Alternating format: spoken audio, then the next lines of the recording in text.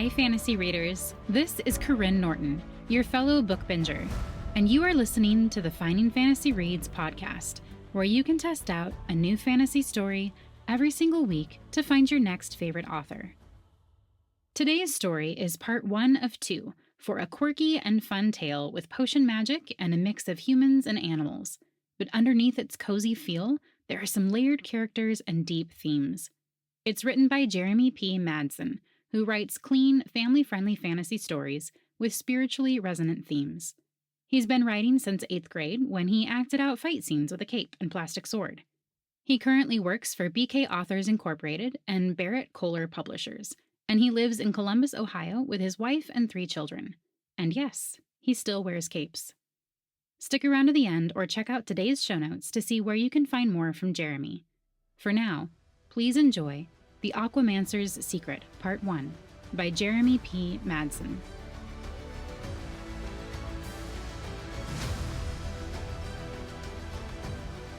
Ilian the Estimable. Ilian the Estimable had a secret, and everyone wanted to know what it was. For 63 years, the venerable Aquamancer had peddled his potions, dilutions, and elixirs from his little shop on Renner Street, all the while wreathed in rumors of a secret to his success. And he was successful. His shop entertained a constant flow of customers. They came from all over the capital, the countryside, and even far-flung provinces. Ilian was the Aquamancer of choice for most of the nobility, and whisper had it that even the imperial Aquamancers would go to him for help. Everyone agreed that his potions just worked better than his competitors. Stronger impact, longer-lasting results, fewer side effects. Aquamancy was a particularly exacting magical science, with the slightest errors having potentially dire consequences. Take an endurance potion, for example.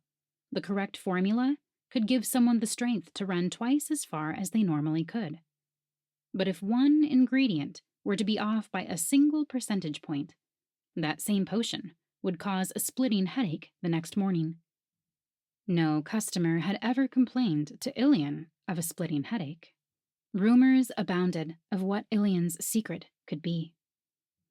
A set of proprietary recipes? A secret additive?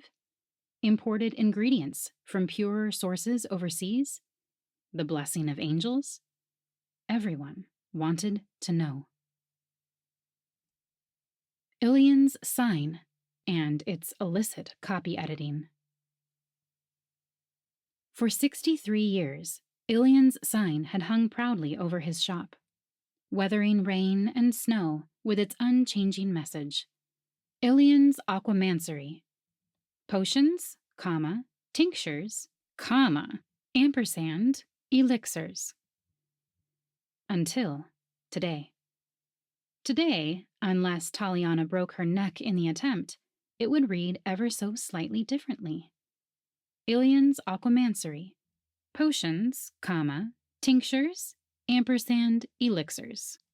Taliana gritted her teeth in concentration as she hung upside down, suspended by her tail from the sign's support bar. Taliana was a snippin, a small, spry, furry race of creatures, about the size of house cats, but more resembling squirrels. She daubed at the old wood with her brush, using as light a touch as possible to cover up the affronting punctuation mark after tinctures. "I still can't believe you're risking both your neck and your apprenticeship over a comma," said her cousin, who was sitting on the top of the support bar with Taliana's bag of paint supplies. "I miscalculated the hue," Taliana said, ignoring the comment. "Hand me the lighter brown ink." Her cousin handed it over, and Taliana somehow managed to take it without spilling it, despite hanging upside down.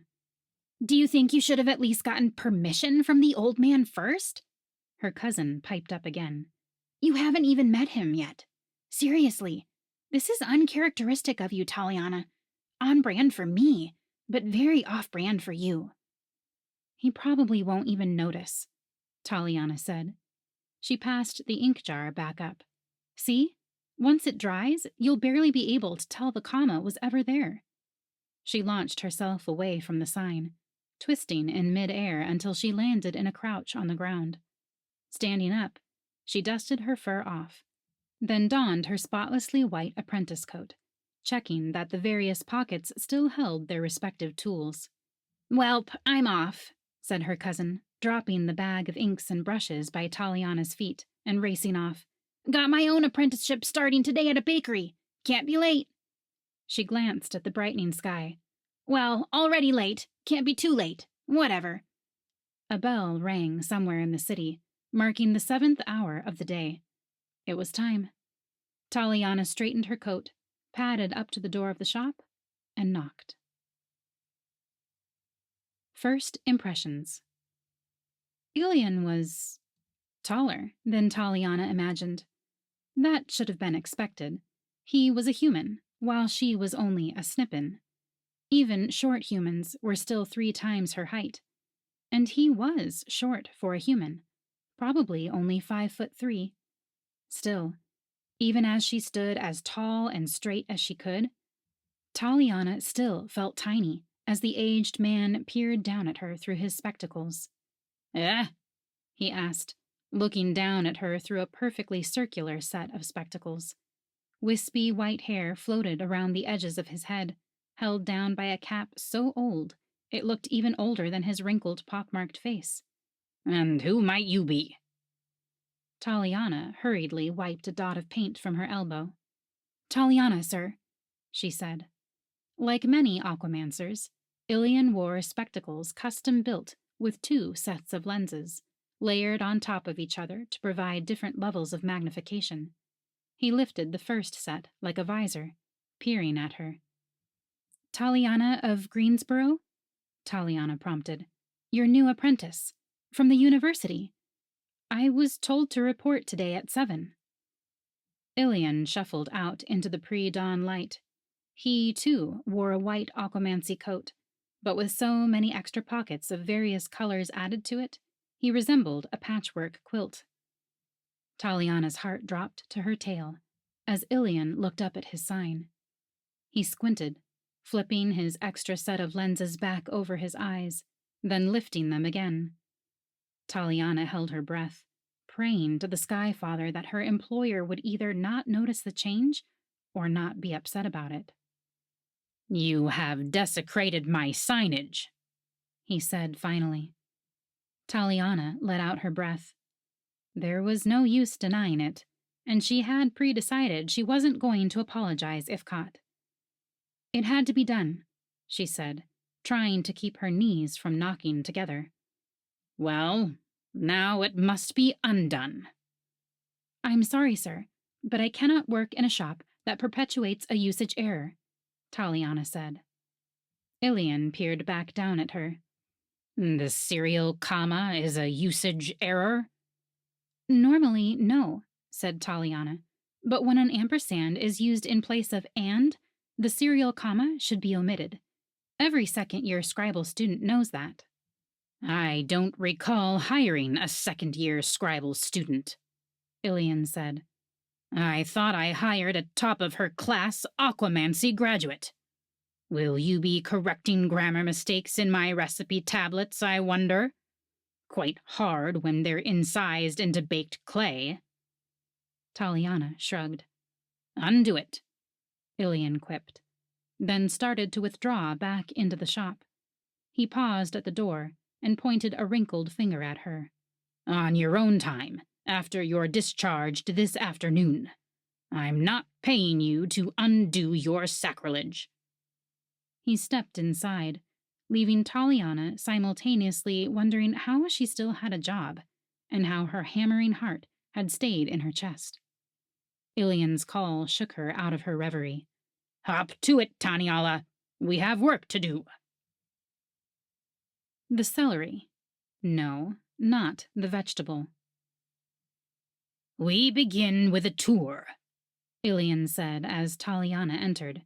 "Don't touch anything." Ilian's shop followed the typical setup. A front room where customers could interact with the shopkeeper over the counter, and a back room where the actual work of measuring and mixing would be done. The front room of Ilian's shop felt as old as the man who ran it. Display cases lined the walls, overflowing with odds and ends with no semblance of order. The air was thick with the scents of a dozen herbs and spices, the faint odor of sulfur, and something indefinably sweet. "This," Ilian announced, "is the celery." "The celery?" Taliana said, looking around. "This looks like an aquamancy shop, not a vegetable." "No, not celery with a C. Cell-ary with an S." Taliana raised her furry eyebrow at the old man. "A place where you bake is called a bakery, is it not?" said Ilian. "So, a place where you sell." He looked at her in expectation. "You have got to be pulling my tail," Taliana groaned. Ilian held up his hands, showing they were both empty. "Nope." Ignoring the old man and his weird sense of lexicography, Taliana walked to a display case, squinting in the room's dim light to examine its bizarre contents. The shards of a broken mirror, hanging suspended from a wooden trestle like a mobile, the jagged tooth of some mythical animal sitting in a jar, a glass vial filled with dark sand. What did these all mean? She had never seen such items in her 3 years at the university. Did the tooth bring good luck? Wouldn't that be counteracted by the broken mirror? Did the sand bestow some extra property to Ilian's potions? "You won't find my secret in the celery, Tamiana," Ilian said. Taliana snapped back around. "I wasn't—" "Yes, you were. Now, let me show you the counter." The counter was where Taliana would fulfill orders. Behind it, the back wall was lined with rows and rows of shelves. Each shelf was recessed 6 inches farther back than the shelf behind it, giving snippins like Taliana ledges to access each shelf. Taliana breathed a sigh of relief as she saw that these, in sharp contrast to the cabinets at the front of the shop, were immaculately organized. Each potion had its own cubby, labeled in the same steady hand that had painted the sign. She looked around, reading the labels. They're kind of alphabetical." "The most volatile potions are on the lowest shelves," said Ilian. "Next are the potions that must be kept in glass containers. The highest shelves hold the powders that must be most zealously guarded against contaminants." "And then each shelf is organized alphabetically right to left," Taliana finished. "I can get the hang of this." "And before you ask," said Ilian, "my organizing system is not my secret." He opened a door, leading to the rear of the shop. "That's all to see of the celery for now, Tanya. On to the mixery." A matter of precision. Taliana stopped in the doorway, blinking in surprise. The mixery was as different from the celery as a porcelain vase from a bird's nest. Large windows lined 2 walls, letting in torrents of natural light. The room was meticulously organized. Shelves lined the other 2 walls, each holding neatly labeled jars, barrels, and bags. A staircase in the corner led upstairs, presumably to Ilian's living quarters. A row of tables occupied the middle of the room, their surfaces clear save for a couple instruments of polished brass. Taliana's eyes darted about in delight. "This is amazing." She pointed to one of the instruments. "Is that a triple beam balance?" Ilian nodded. "You've used one before?" "The university had one in its highest grade lab," said Taliana. "I only got to use it twice." Triple beam balances were the newest technology, imported at incredible expense from an ironworker from Larissa. Instead of equal arm balances, which used 2 platforms hung from a swinging arm, the triple beam balance had weights that could be slid along notched rulers. One weight measured increments in shekels, the next tenths of a shekel, and the last hundredths of a shekel. It was an order of magnitude more sensitive than any other instrument on the market. "The university should invest in more of them," Ilian said. "These are the scales of the future." "My professor said it cost 2,000 shekels of silver," Taliana said. That was twice her annual earnings as an apprentice, and incidentally twice her weight in silver. "Worth the investment," Ilian said, moving across the room to tend to the fire in a hearth. Taliana's eyes widened. "This balance, is that—" "It is not my secret, if that's what you're wondering. I only procured the balance 8 years ago." Ilian winked. "My secret's been around a lot longer than that." He gestured about the room. "I'll give you 20 minutes to familiarize yourself, Taviyama. Then we begin. Today we'll be mixing a batch of endurance extracts, 2 batches of sleeping aromas, and 3 dozen purification capsules. Simple recipes, high tolerances for error." "When do we open the shop?" Taliana asked. "The what?" Right, Taliana thought. "The celery." 3 days from now," Ilian said. "I always take a half-week off when starting with a new apprentice. 1 thing at a time. First, you learn how to mix. Then, you learn how to sell." Taliana's paws itched, ready to start taking orders. "I already know how to mix," she protested. "I did finish top of my class at the university. Sleeping aromas were our first assignment on year 1. "Ah," Ilian said, raising one set of lenses on his spectacles to look at her. "You think you know how to mix." For the next 7 hours, Ilian proceeded to prove Taliana wrong. The man was the most exacting taskmaster Taliana had ever had, perhaps more meticulous than all her university professors combined.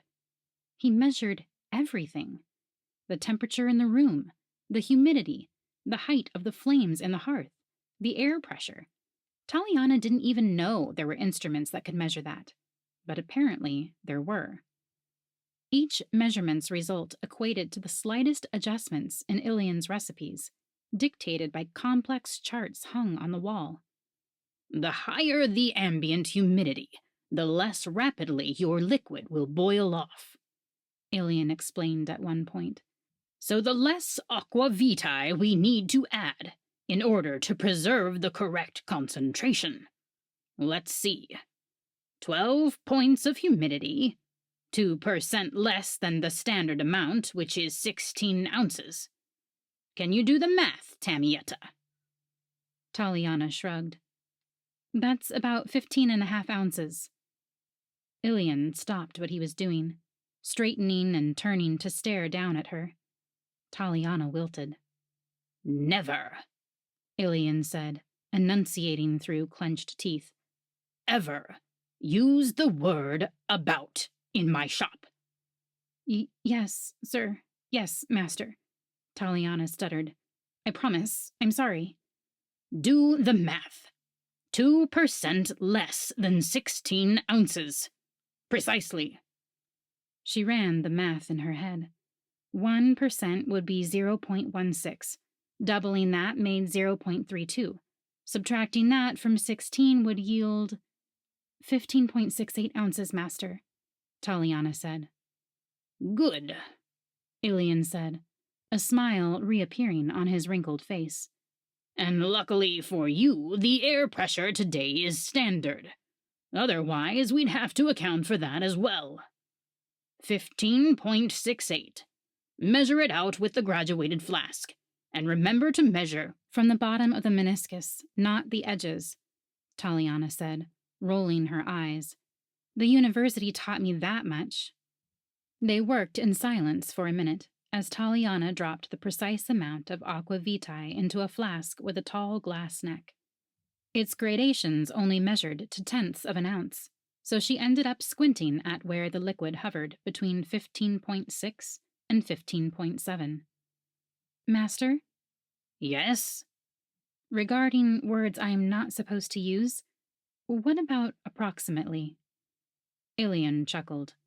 Approximately is the inescapable bane of our profession. Everything is approximate. That will do.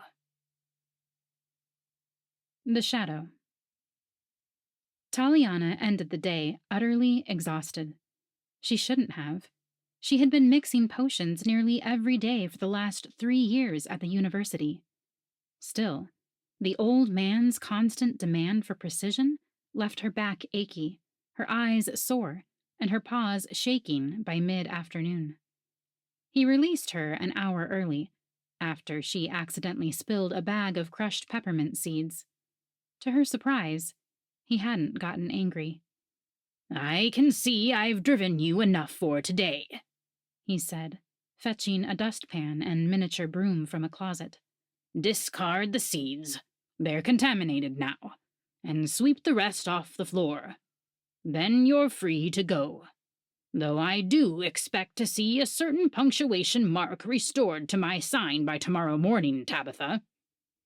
Taliana, sir. Tabiana, right. Taliana swept the room spotless, then went to repaint the sign. She stared up at it, picturing how it had looked with the unneeded comma. Seriously, what was Ilian thinking? Every scribe who frequented this street had to have been cringing every time they passed the sign.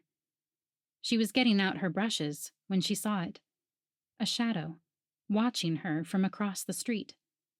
The hair rose on her neck as she dug deeper into her bag, making a pretense to feel around for ink as she studied the figure out of the corner of her eye.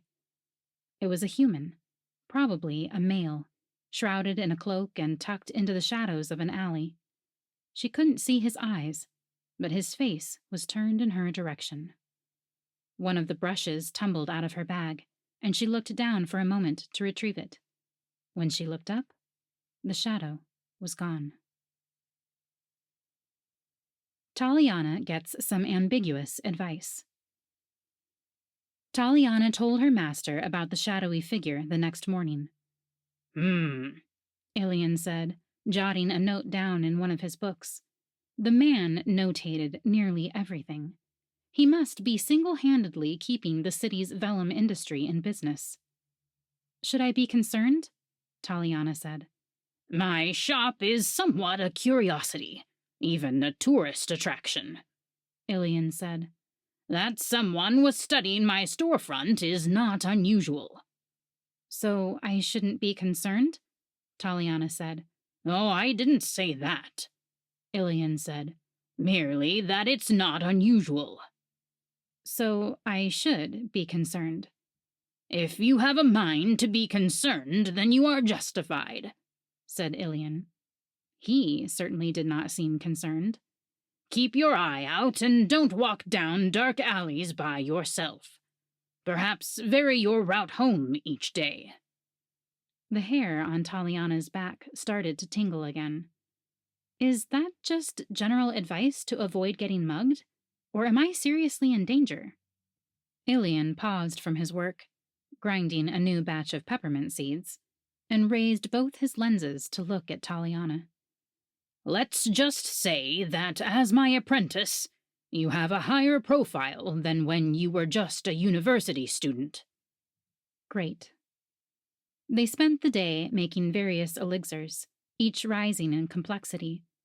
Taliana found her endurance already increasing. When she slipped out the door that afternoon, she took a long minute to study the nearby shops and alleys. Nothing. She still checked over her shoulder the whole way home. Cousin talk. I bet I know what the old man's secret is, said Taliana's cousin the next morning. Bribery. Taliana jabbed her in the ribs. Oh, be serious. The two of them stood in a corner of their family burrow, as Taliana packed her bag. This particular room was shared between no fewer than 17 of Taliana's siblings and cousins, most of whom were still asleep, curled up on rugs or mats spread out over the dirt floor. Snippen families tended to be rather prolific. "Bribery! I'm serious," said her cousin, who was named Twiggly. "Ilian pays off his disgruntled customers to keep them silent." "Oh, come on," Taliana said. "What?" her cousin said. "It's what I would do." "You would also use a rigged scale when measuring payments, then pickpocket your customers as they walk out the door for good measure," Taliana said. "I know you stole my nice charcoal pencil, by the way. I want it back." Twiggly flashed a guilty grin and fished around in a pocket of her tattered vest. Must have misplaced it. Silly me. Can I get it to you tomorrow?" A clump of dirt fell from the ceiling as a wagon rumbled by somewhere overhead. This burrow had been dug directly under a street, and much too shallowly. Probably the work of sleazy diggers cutting corners to cut costs. It was just a matter of time before the room caved in completely during a heavy rain. Taliana closed her eyes, picturing a quiet, cozy hole underneath a shop that she owned herself. Soon, 1 year, 1 apprenticeship later, and she would arrive. She'd come so far already. 3 years of Aquamancy school, studying tablets by candlelight late into the night, acing her exams at the top of her class, winning the coveted apprenticeship with the legendary Ilian himself, pinching and saving every shekel so she'd have the funds to start her own shop somewhere once her apprenticeship was complete. Once she knew Ilian's secret. That was the big question mark. Did Ilian's apprentices learn his secret? Each of his past apprentices vociferously denied ever learning it. Yet, without fail, they had gone on to start highly successful shops of their own around the empire. So they had to have learned something special under his employ. The only question was, had Ilian told them openly, or had they figured it out more surreptitiously? One way or another, she would learn that secret. "Time for me to go," Taliana said, shouldering her bag. "Time for you, too, if you don't want to be late to the bakery again." "Oh, I quit yesterday," said Twiggly. "What?" "Well, technically they fired me. Caught me stealing scones." "From your employer?" "Nonsense. From the customers. After they had bought them. But it's okay. I'm starting an apprenticeship at a candle maker's today. Much less tempting situation. You can't eat candles." Taliana shook her head. "Don't burn anything to the ground. And I will expect that pencil tomorrow." Instructions and disclaimers. Luckily, Ilian's handling of customers wasn't quite as exacting as his handling of potions. Barely. He still emphasized precision, of course. Each customer's silver had to be weighed, but he used a traditional equal arm balance for that, accurate only to 1/10 of a shekel. More tiring was his insistence on giving the customers instructions. Each elixir came with a set of precautions, warnings, and procedures that Taliana would have to recite from memory. Take this potion with food. Take this other potion on an empty stomach. Don't eat any tomato products within 11 hours of drinking this tincture. This aromatic must only be used in a well-ventilated area. Then there were the disclaimers. "Aquamancy enhances, but it does not make the impossible possible," was one of Ilian's common refrains. "A strength potion makes a weak man strong, and a strong man stronger. But do not attempt to lift anything more than twice what you would lift normally, or risk injury." The first day the celery was open, Taliana's only duty was to weigh payments, while she committed each set of instructions to memory, as Ilian recited them to customers. Despite the old man's age, he moved with a fluidity from decades of practice, selecting the right vial off the shelf with barely a glance as he handled a constant flow of customers. Ilian knew over half his customers by name, At least he said a name when they walked in the door. Whether the name was accurate or not was anyone's guess. With some, he chatted like old friends.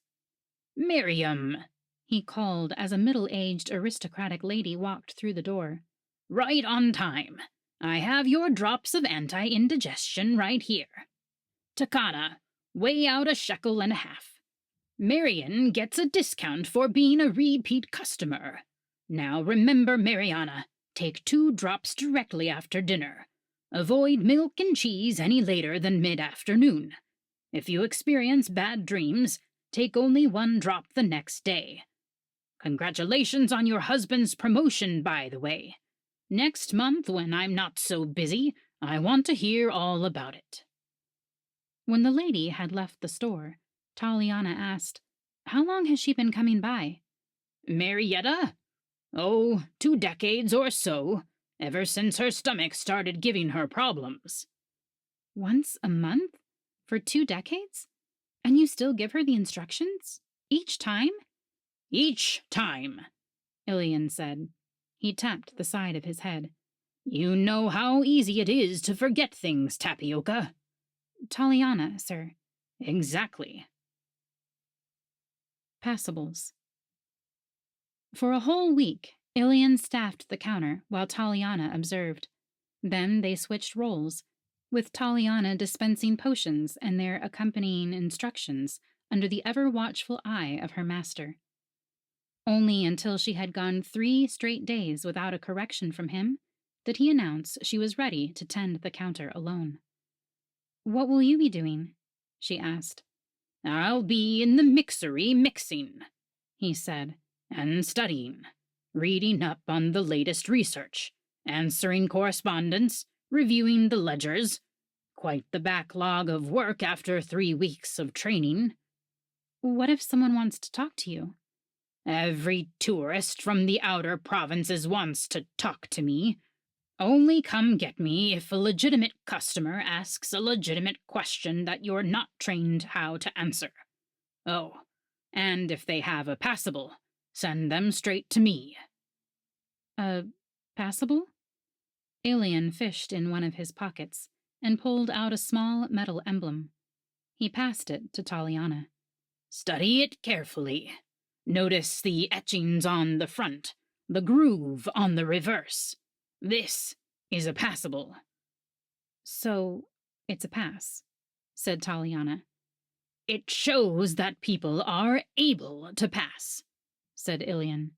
Thus, a passable. I'm just going to call it a pass, said Taliana. You can call it a pass on the day my sign is no longer despoiled, Ilian said. He peered over his spectacles at her. It's been 3 weeks now, Talitha. Sorry, master. Slipped my mind. I'll get on it. It was sort of true. The shadowy figure had driven all thoughts of the sign from her mind for a couple days. She had remembered since then, but her cousin had lost Taliana's brushes after a stint apprenticing for a muralist. Why did she even talk to Twiggly? Hunting for answers, finding more questions. For the next few weeks, Taliana kept her eyes peeled for Ilian's secret. Turns out, he had quite a few. What was with the menagerie of objects in his front display cabinets? Customers gawked over them, studying them from every angle, peppering the old man with questions. Each day, the answers changed. The mirror mobile alone had more than 6 explanations. Keeping the mirror suspended wards off bad luck from broken glass. The mirror reflects the many dimensions of the unseen realm. A wandering mage gave me this mirror with the promise that I would never let it touch the ground. More intriguing, however, were the various ingredients on the mixery shelves that Taliana had never seen in other labs. Sulfic rock, magnolia blossoms, over 12 jars of rosewood powder.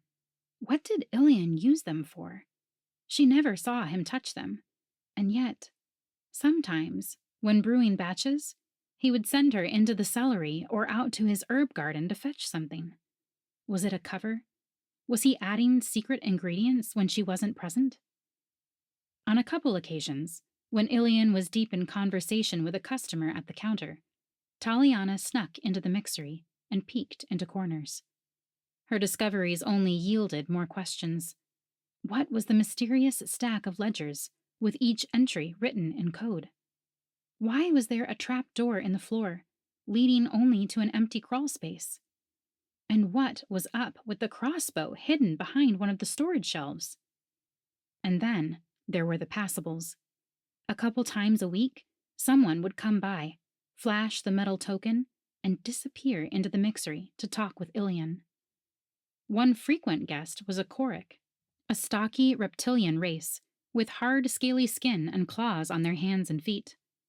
This Korik had lost an arm at some point and walked with a limp.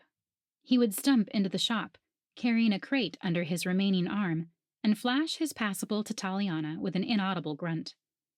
He would meet with Ilian only a few minutes before stumping out again.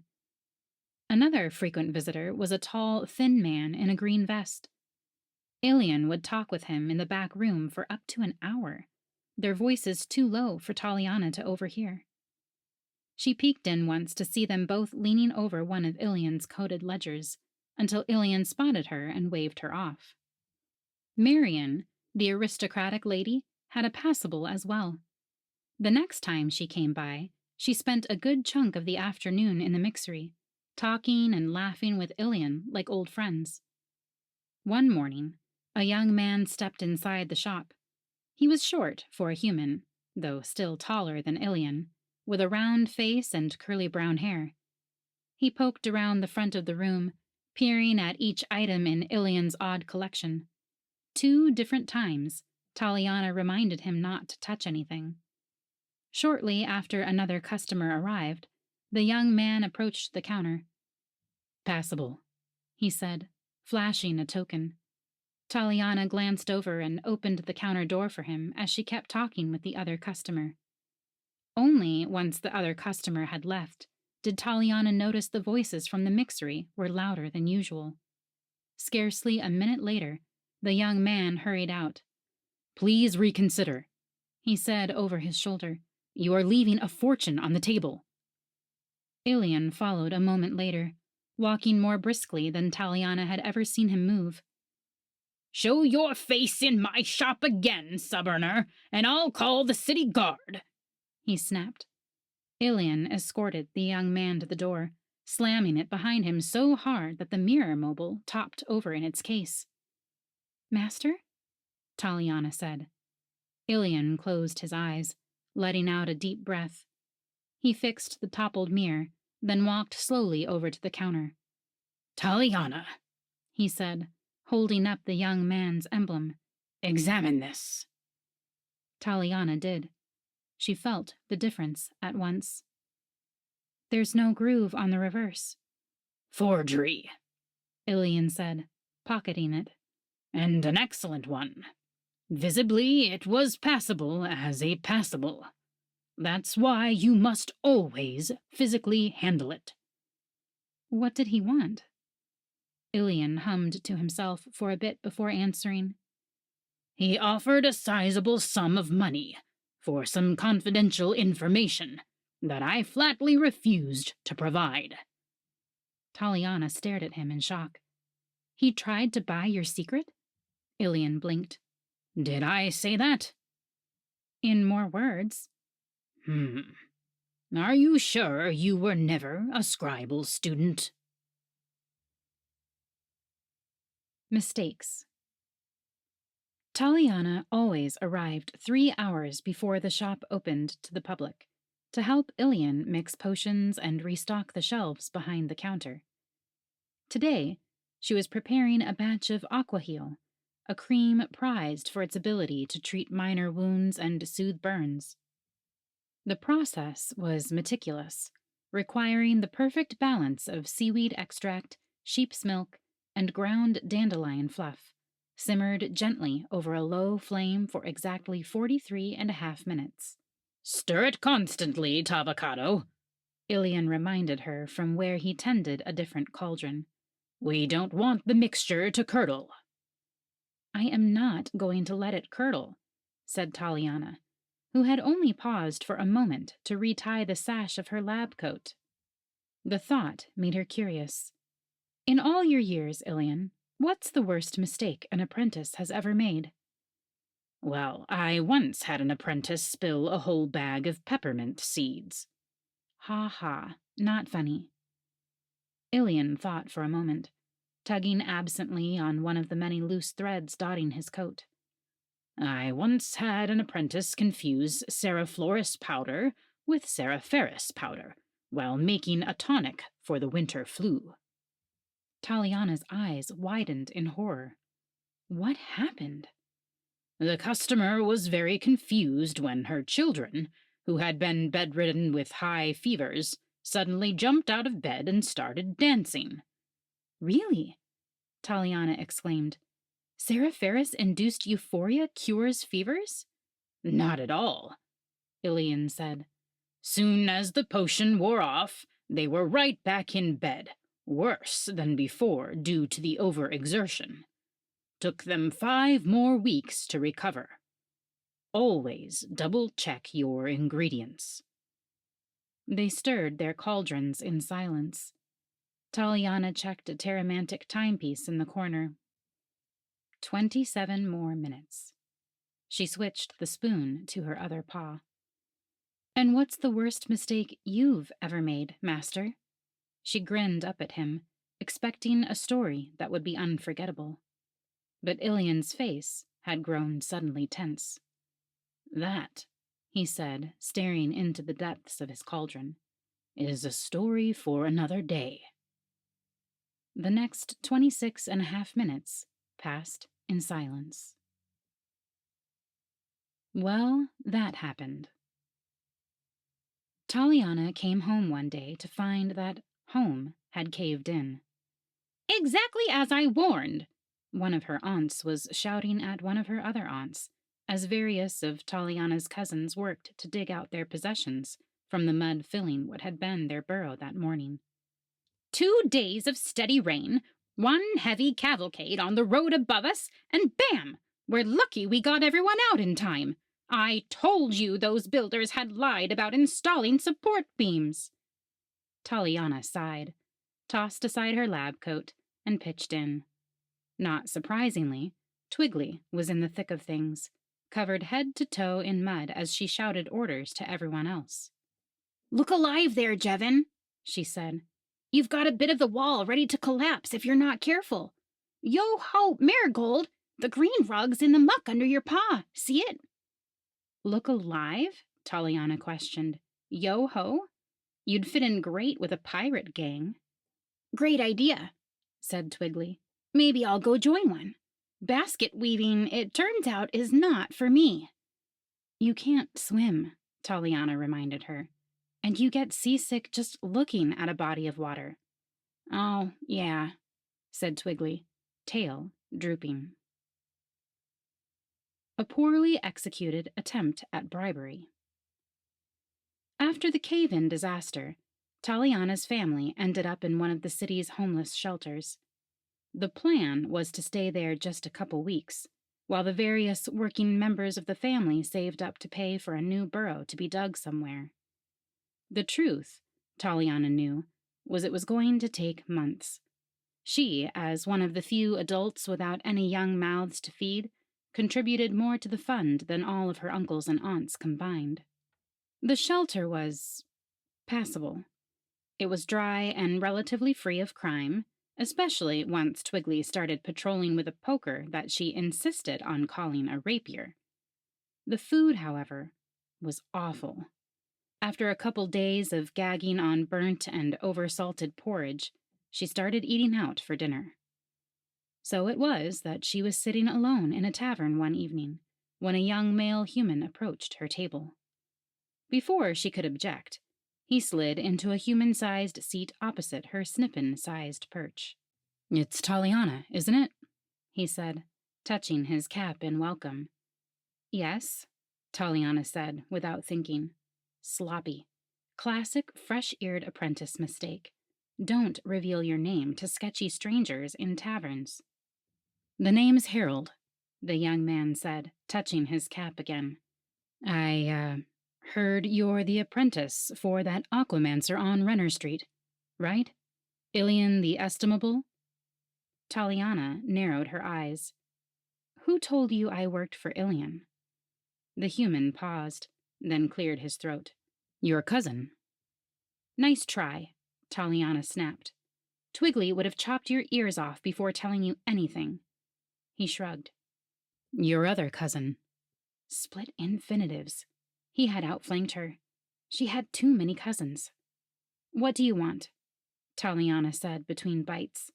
She'd have left then and there, except she'd paid good money for this potato salad. And it was delicious. The human swallowed, his fingers wrapping the table.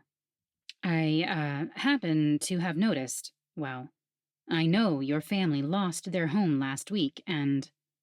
Taliana shoved a bite of celery into her mouth. And? Well, the human straightened. I know a patron who would be quite willing to fund a new burrow for your family. I assume there's a condition? A minor one. He has a small problem that you're uniquely suited to help with. He's an Aquamancer, new to the trade, new to the city. He's heard your master is one of the finest Aquamancers around, and is wondering if you'd be willing to give him some pointers on how to approximate Ilian's masterful results. Coordinating conjunctions. Why did this potato salad have to be so tasty? I'm sorry, said Taliana, trying to harness some of her cousin's cheeky bravado. But I'm afraid I'm bound by a non-disclosure contract. I can't discuss my master's work. The human dropped a small, heavy bag on the table with a clink. Besides funding a new burrow, my client is also willing to pay you for your time. Generously. Taliana hefted the bag. Easily 100 shekels. A whole month's worth of pay. She slid it back across the table. No deal. The human leaned forward. There's more where that came from. 100 shekels now, another 100 later. Taliana shoved the last bite of potato salad into her mouth and stood up. Even if I did know the old man's secret, which I don't and probably never will, I'd never settle for a pathetic sum like 200 shekels. 300, said the human. Taliana strode away, ignoring the man's escalating bids. 400, 5. That man, Taliana thought, is hopeless at both bribery and haggling.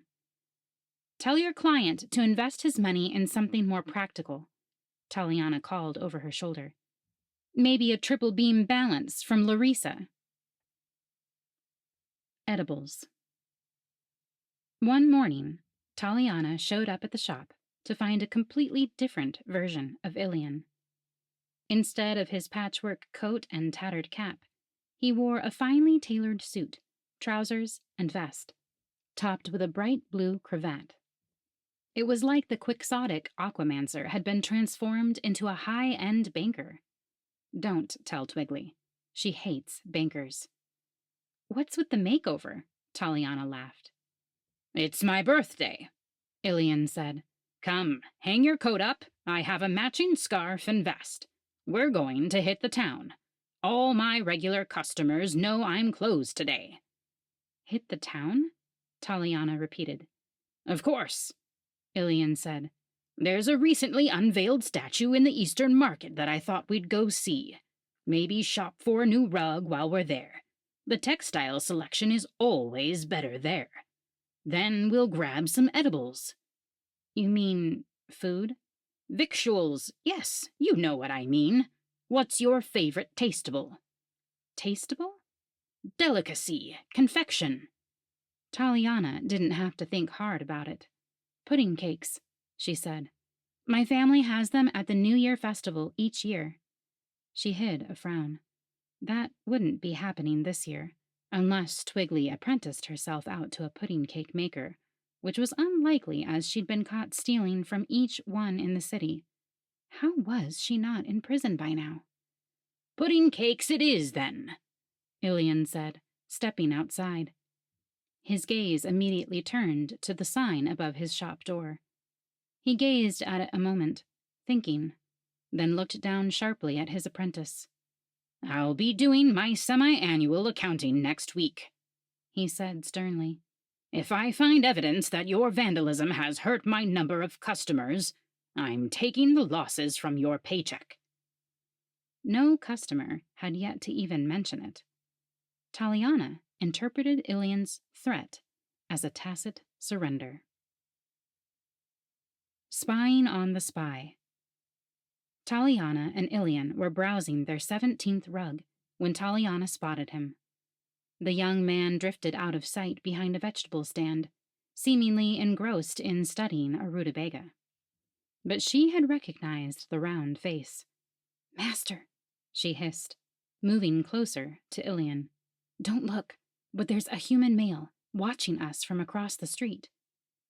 Ilian wrapped up his conversation with the rug seller, who coincidentally was the 27th person that day that Ilian knew.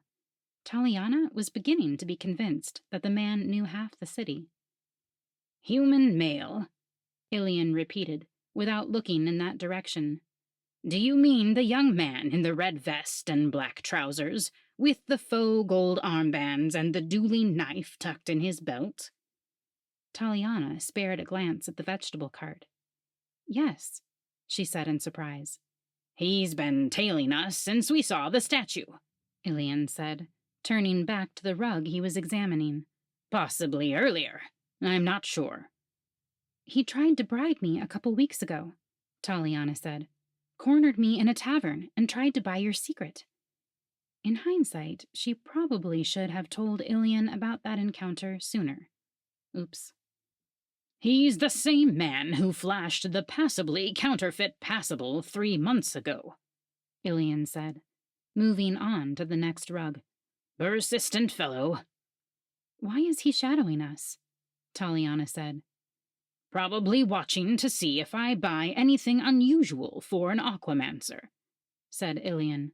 "Good luck to him.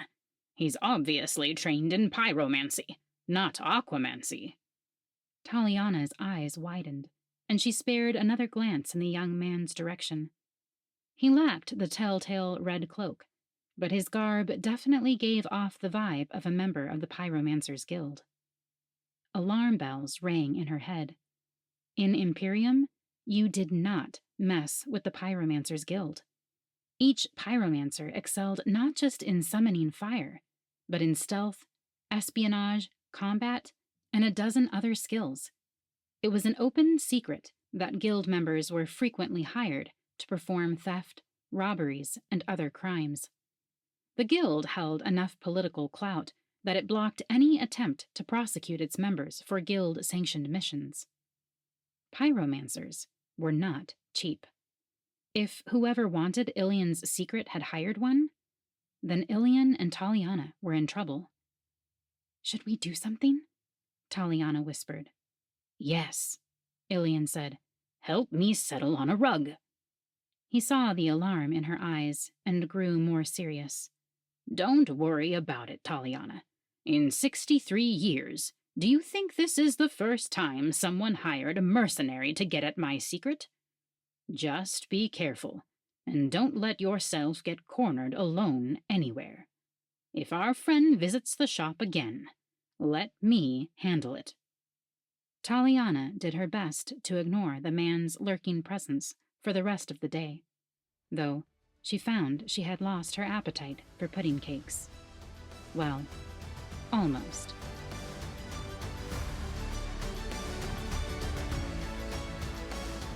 I hope you enjoyed listening to The Aquamancer's Secret, Part 1 by Jeremy P. Madsen, narrated by Karyne Norton. If you want to read more by Jeremy, go to jeremypmadsen.com to find more of his books. If you're ready for more adventures with magic, fire, and Twiggly, check out his debut novel, The Pyromancer's Scroll, which just released last month. It follows Durin, a pyromancer who forfeited his soul to a demon and is now desperate to do anything to get it back. I'll have a direct link to a page on Jeremy's website where you can read or listen to the first part of the book for free. And I love that he narrated it himself. So fun. If you can think of a friend who might enjoy this story in particular, send it their way. There are links in the show notes to make that as easy as possible for you, along with all the other links I've already mentioned. Thank you all for listening, and happy reading.